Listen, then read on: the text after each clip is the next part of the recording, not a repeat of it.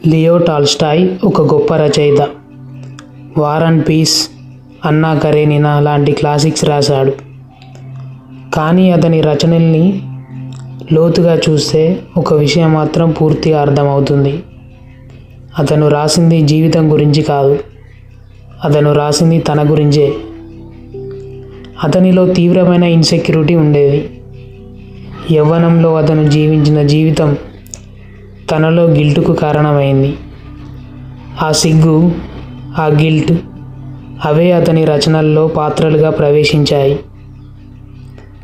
అన్నా కరేనినా అనే రచనలో అతను అన్నా కరేనినా చనిపోవాల్సిందే అని రాశాడు.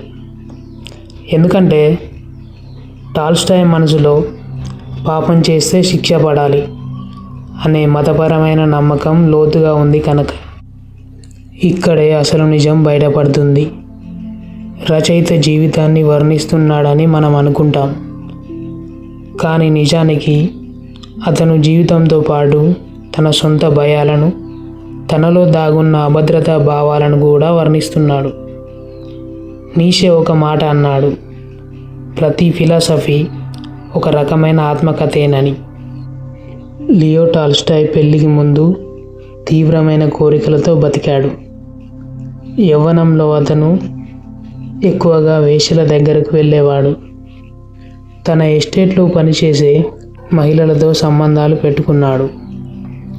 ఇదంతా విన్నాక మనకు ఒక డౌట్ వస్తుంది, ఇలాంటి మనిషి గొప్ప రైటర్గా ఎలా మారాడు అని.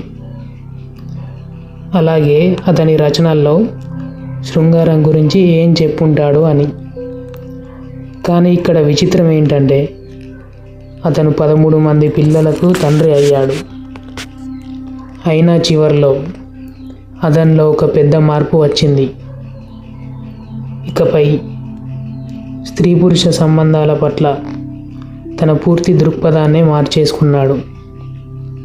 ఈ మార్పు ఫలితమే క్రూజర్ సోనాటా అనే నవల. అందులో ఏముందంటే ఒక భర్త తన భార్యని అనుమానంతో చంపేస్తాడు. కారణం, శృంగారం మనుషుల్ని పతనం చేస్తుందని అతని నమ్మకం. పెళ్ళంటే వ్యభిచారానికి వేసిన ముసుగు మాత్రమే అని అతని తన రచనల్లో రాశాడు. నిజానికి ఈ కథ ఎవరిదో తెలుసా? ఇది టాల్స్టాయ్ సొంత వివాహ జీవితమే. భార్యతో ఏమాత్రం పొంతనలేని జీవితం, నిత్యం గొడవలు, ఏదో తీరని అసంతృప్తి.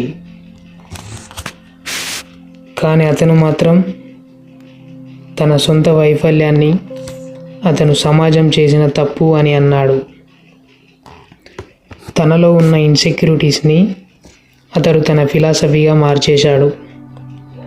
అందులో స్త్రీల ఉనికి ఒక నేరం అన్నట్టుగా చిత్రీకరించాడు. స్త్రీల వైఖరి పట్ల తీవ్ర అసంతృప్తిని వ్యక్తం చేశాడు. ఈ రచనలు చదివిన వారిలో కొందరు అది అతని అత్యుత్తమ రచనగా కొనియాడారు. ఇకపోతే అమెరికా అధ్యక్షుడు థియోడార్ రూజ్వెల్ట్ అతన్ని ఏకంగా లైంగికంగా వికృత మనస్తత్వం ఉన్నవాడని అన్నాడు. నిజానికి మనం ఎవరినైనా తీవ్రంగా విమర్శించినప్పుడు చాలాసార్లు మనం ఖండిస్తున్నది మన లోపలి బలహీనతలనే. టాల్స్టాయ్ శృంగారాన్ని ఖండించింది అది చెడ్డది కాబట్టి కాదు, తనలోని కోరికను అణిచివేయలేకపోయాడు కాబట్టి.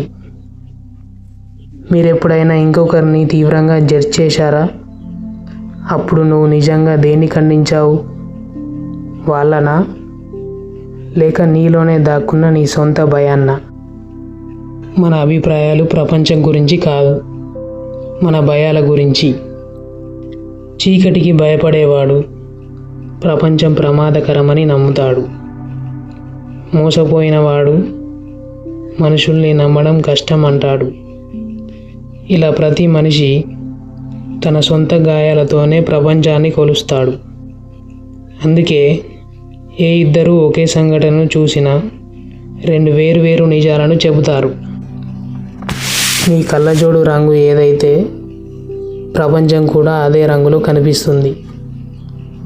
నీషే దేవుడిని ప్రశ్నించాడు, ఎందుకంటే అతడు తీవ్ర దుఃఖాన్ని అనుభవించాడు. బుద్ధుడు కోరికను ప్రశ్నించాడు, ఎందుకంటే అతను రాజభవనంలో కూడా అసంతృప్తిని చూశాడు.